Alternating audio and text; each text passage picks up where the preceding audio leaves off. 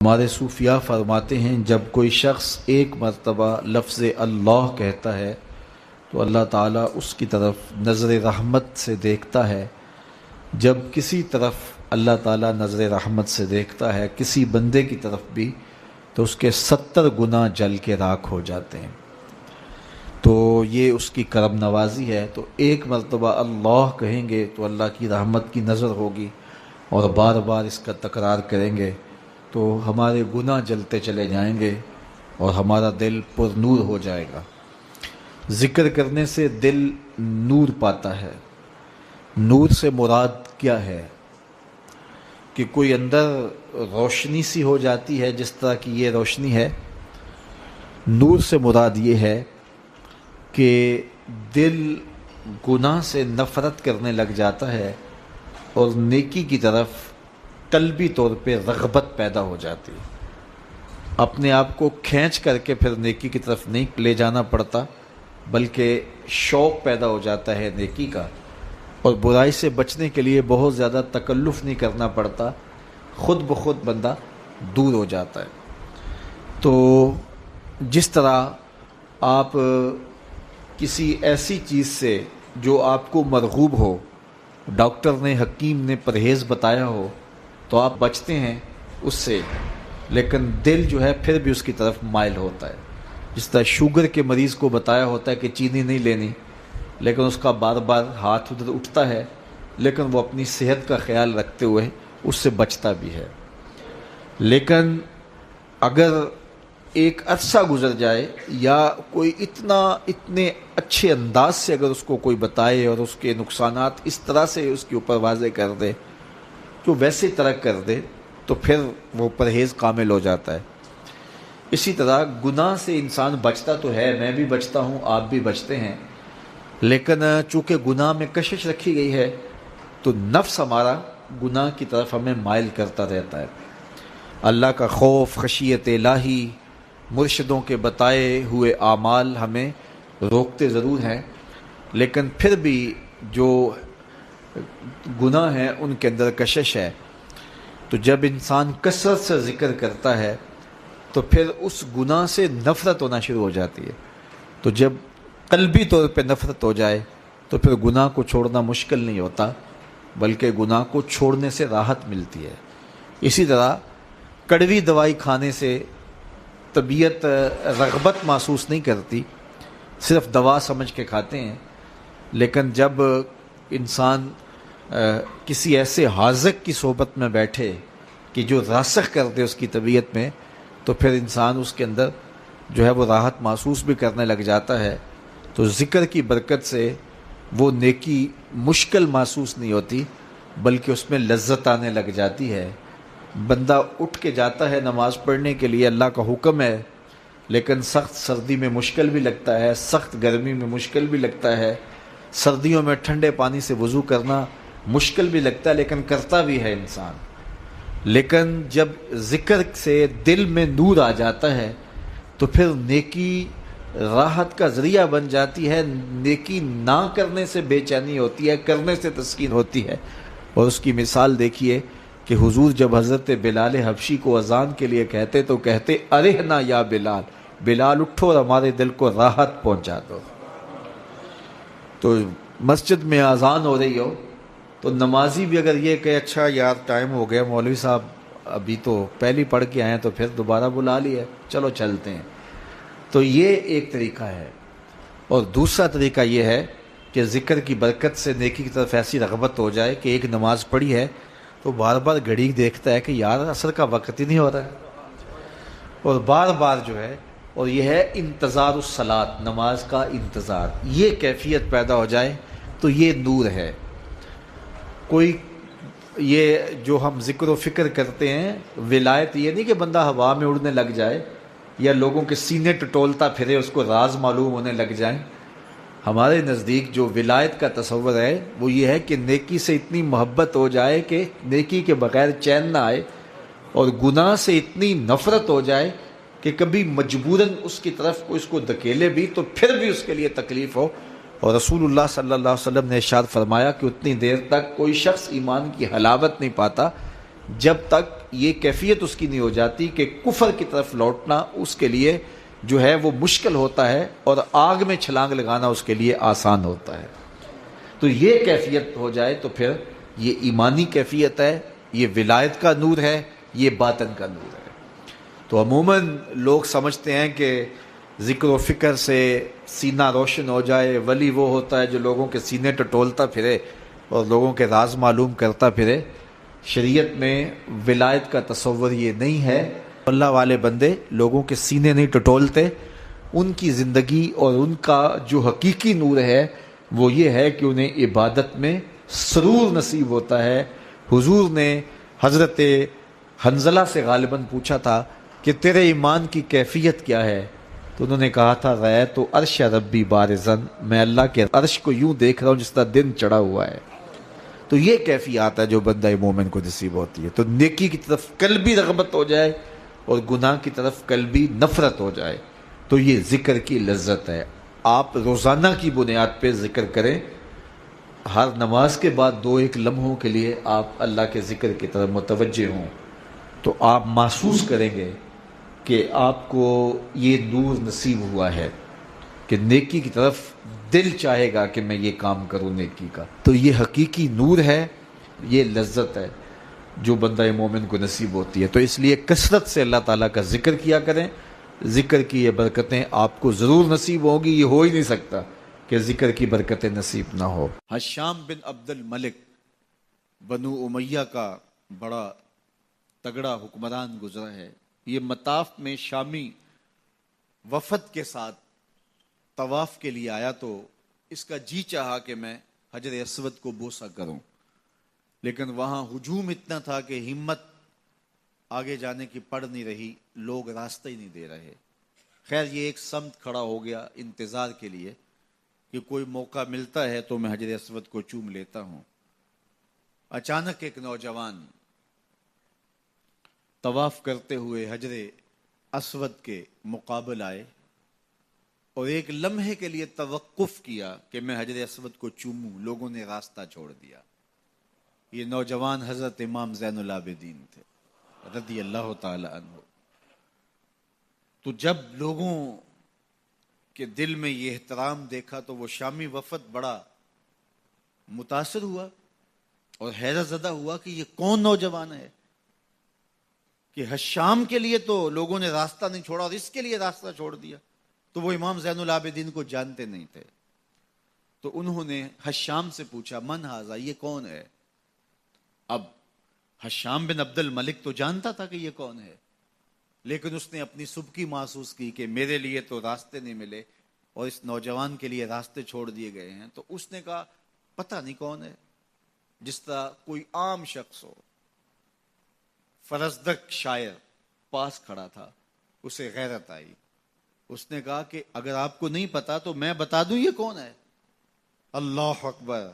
اس نے کہا ھذا الذی تعرف البطحا وطأتہ، کہا یہ وہ ہے جس کو بطحا کے سنگریزے بھی جانتے ہیں.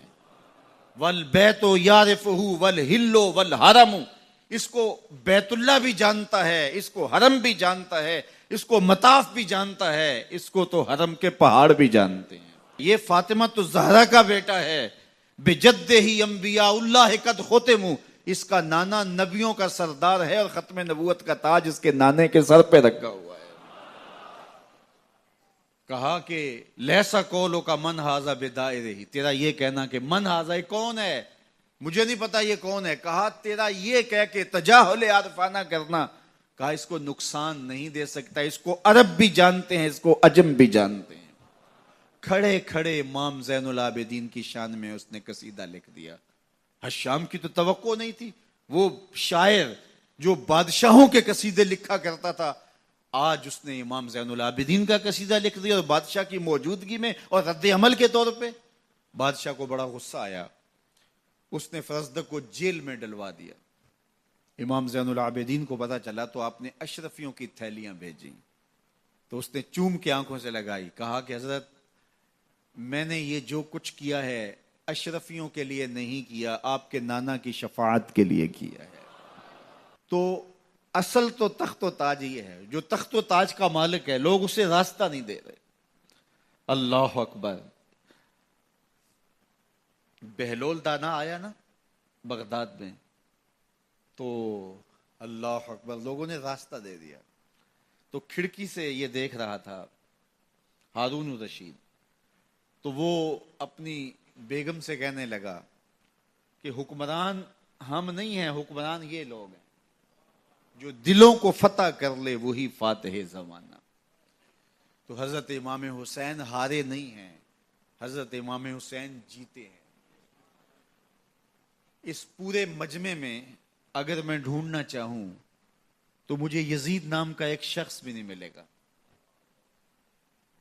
اور اگر میں اس تلاش کو اور پھیلا دوں اور پورے شہر میں ڈھونڈوں تو پورے شہر میں نہ یزید نام کا شخص ملے گا، نہ شمر نام کا شخص ملے گا، نہ ابن زیاد نام کا شخص ملے گا.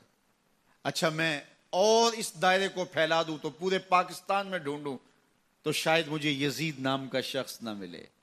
اور اگر میں ڈھونڈنے نکلوں تو اس ایک مجلس کے اندر مجھے سینکڑوں لوگ حسین ابن علی کے نام کے مل جائیں گے. اور اگر میں اپنی بہنوں اور بیٹیوں کے اندر مبارک ناموں کی تفتیش کرواؤں اور تحقیق کرواؤں تو کتنی بیٹیوں کا نام زینب ہوگا، کتنی بچیوں کا نام فاطمہ ہوگا، کتنی بچیوں کا نام سغرا ہوگا. تو یار آج اکبر نام ملے گا، آج اصغر نام ملے گا، آج مجھے زین العابدین نام ملے گا، آج مجھے حسین، شبیر، شبر نام ملیں گے، آج مجھے حسن نام ملے گا، آج مجھے قاسم نام ملے گا، آج مجھے یہ تو نام ملیں گے، لیکن یزید اور شمر کا نام کہیں نہیں ملے گا. یار جس کا نام لوگ رکھنا نہیں چاہتے تو وہ زندہ کیسے ہوا؟ اور میرا حسین کل بھی زندہ تھا، میرا حسین آج بھی زندہ ہے. جو معمولات ہیں اس کے حوالے سے اعلیٰ حضرت نے بڑی تفصیل سے بات کی ہے. معمولات ہمارے آراس کے ہیں، قبور پہ حاضری کے ہیں اور دیگر امور کے.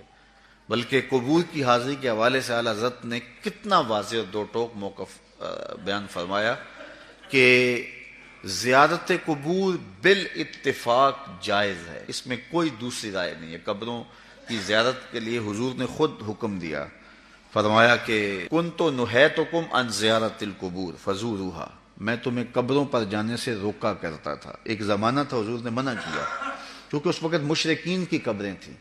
پھر اس کے بعد جب جنت البقیع بنی اور اس طرح مختلف جگہوں پہ مسلمانوں کی قبریں بنی تو پھر حکم دے دیا. کیوں؟ لِأَنَّهَا تُذَكِّرُ الْآخِرَةَ، اس لیے قبریں آخرت کی یاد دلاتی ہیں. تو قبروں کی زیارت بالاتفاق جائز ہے، لیکن اس کے اندر یہ فرق کر دیا کہ یہ مردوں کے لیے جائز ہے. عورتوں کے لیے حضور علیہ الصلوۃ والسلام کی قبر انور کی حاضری حضور کی شفاعت کا سبب و ذریعہ ہے. اس کے علاوہ حضور علیہ السلام کا فرمان ہے لعن رسول اللہ زوارات القبور، قبروں پر جانے والی عورتوں پہ رسول اللہ نے لعنت کی ہے. اور اس پر علماء نے لکھا ہے کہ جو فزوروہا کی اجازت ہے، کیا اس میں عورتیں شامل ہیں یا نہیں شامل؟ تو ایک کثیر طبقہ کہتا ہے کہ عورتیں شامل نہیں ہیں، اور جو ان کو شامل مانتا ہے اس کو بھی شرائط سے مانتا ہے. ایک تو محرم کے ساتھ جائیں، دوسرا وہاں اختلاط مرد و زن نہ ہو، اور تیسری شرط یہ ہے کہ عورتیں جزا فضا نہ کریں، واویلا نہ کریں، جس طرح عورتوں کے اندر جو ہے وہ صبر کی کمی ہوتی ہے مردوں کی نسبت. تو اگر ان شرائط کو پورا کیا جاتا ہے تو پھر جو ہے وہ مخصوص جگہوں پہ عورتوں کا چلے جانا قبروں میں جائز ہوگا. اس طرح والد کی قبر پہ جا رہی ہیں، والدہ کی قبر پہ جا رہی ہیں، لیکن ان شرائط کے ساتھ. لیکن بعض نے کہا کہ نہیں مطلق نفی ہے، لیکن جنہوں نے جواز قرار دیا انہوں نے بھی ان 4-5 شرائط کے ساتھ جو ہے وہ جواز قرار دیا. باقی جو اختلاط مرد و زن جہاں ہوتا ہے اور محرم کے بغیر خواتین جاتی ہیں، جس طرح کہ ہمارے ہاں مروج ہے، اور یہاں بسوں کی بسیں بھر کر کے مختلف درباروں پر مزارات پہ جا رہی ہیں. اعلیٰ حضرت سے پوچھا گیا جائز ہے یہ نہیں جائز؟ فرمانے لگے مجھ سے یہ پوچھتے ہو جائز ہے، مجھ سے یہ پوچھو ان پہ لعنتیں کتنی برستی ہیں.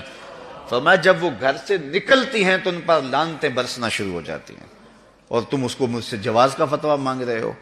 تو اب دیکھیے کہ یہ ہمارے معاشرے میں ہے کہ نہیں ہے، اور اس کو کیوں نہیں روکتے؟ اس لیے کہ وہ کہتے ہیں اگر عورتیں نہیں آئے گی تو بابے کا غلہ کون بھرے گا، اس لیے کہ پیسے تو عورتیں ڈالتی ہیں، اس لیے وہ کہتے ہیں کہ ٹھیک ہے، اور اس کے لیے آنکھیں موند لیتے ہیں، بند کر لیتے ہیں. ضرورت ہے کہ عورتوں کو مزارات پہ حاضر ہونے سے منع کیا جائے، وہ گھر کے اندر رہیں. اور اگر وہ جانا چاہتی ہیں تو یہ شرائط ہیں جو ہمارے علماء نے دی، اور ان شرائط پر پورا اترنا اتنا آسان نہیں ہے۔ اسی طرح اللہ نے فرمایا کہ جو ہے وہ زیارت قبور بالاتفاق جائز ہے۔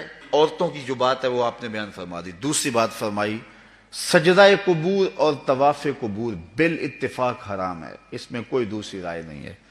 قبروں کو سجدہ کرنا اور قبروں کا طواف کرنا بالاتفاق حرام ہے، اس میں کسی کا کوئی اختلافی نوٹ نہیں ہے، کسی بھی عالم کا۔ اور تیسری چیز فرمایا کہ بوسہ قبور اس میں اختلاف ہے، مختلف ہی ہے، لیکن احوط یہ ہے، احتیاط اسی میں ہے کہ نہ دیا جائے۔ یعنی قبروں کے بوسے کے بارے میں کچھ علماء قائل ہیں، کچھ علماء نہیں قائل، لیکن اعلیٰ حضرت فرماتے ہیں کہ دور موجود میں یہ ہے کہ احتیاط اسی میں ہے کہ بوسہ قبور نہ دیا جائے۔ لیکن فرمایا کہ اس کے باوجود بھی کچھ لوگوں کی خاص کیفیت ہوتی ہے، تو وہ مناسب حال ہوتا ہے تو فتویٰ اس حال کے مطابق ہوگا۔ اور اس کی دلیل جنہوں نے قبروں کو چومنے کی دلیل لی ہے انہوں نے حضرت ابو ایوب انصاری اور حضرت بلال بن رباح رضی اللہ تعالیٰ عنہ کا عمل لیا ہے۔ حضرت ابو ایوب انصاری حضور کے روضے پہ، حضور کی قبر پہ ایسے بازو پھیلا کے جو ہے وہ بوسے کر رہے تھے کہ مروان آیا تو اس نے دیکھا اور اس نے پوچھا کون ہے، اور اس کے لہجے میں کڑک تھی اور انداز یہ تھا کہ یہ کیا کر رہے ہو؟ تو جو شخص اس طرح قبر پہ لیٹا ہوا تھا اس نے سر اٹھایا، فائزہ ہوا شیخ ابو ایوب انصاری۔ تو سر اٹھانے والے حضرت ابو ایوب انصاری صحابی رسول تھے، تو مروان کی آنکھوں میں آنکھیں ڈال کے کہنے لگے میں کسی پتھر کو نہیں پوج رہا، اپنے آقا کی قبر کو چوم رہا ہوں۔ تو یہ دلیل انہوں نے لی ہے، لیکن یہ دلیل اس صورت میں بن رہی ہے کہ یہ ان کی خاص کیفیت تھی۔ تو اگر باپ کی قبر پہ، ماں کی قبر پہ بندہ جاتا ہے اور اس طرح بے خودی کی کیفیت ہو جاتی ہے تو وہاں اگر چوم لے تو حرج نہیں ہوگا، لیکن عمومی طور پہ اعلیٰ حضرت نے جو موقف دیا ہے کہ وہ مزارات پہ جائیں تو احوط یہ ہے کہ بوسہ نہ دیا جائے، چونکہ بوسہ دینے کے لیے آپ کو نیچے جھکنا پڑے گا، اور آپ بوسہ دے رہے ہوں گے تو کسی کو یہ گمان ہو سکتا ہے کہ یہ سجدہ کر رہا ہے، لہٰذا کسی کو بدگمانی سے بھی بچانا لازم اور ضروری ہے۔ اس لیے فرمایا احتیاط اسی میں ہے کہ قبروں کو بوسہ نہ دیا جائے اور احتیاط کی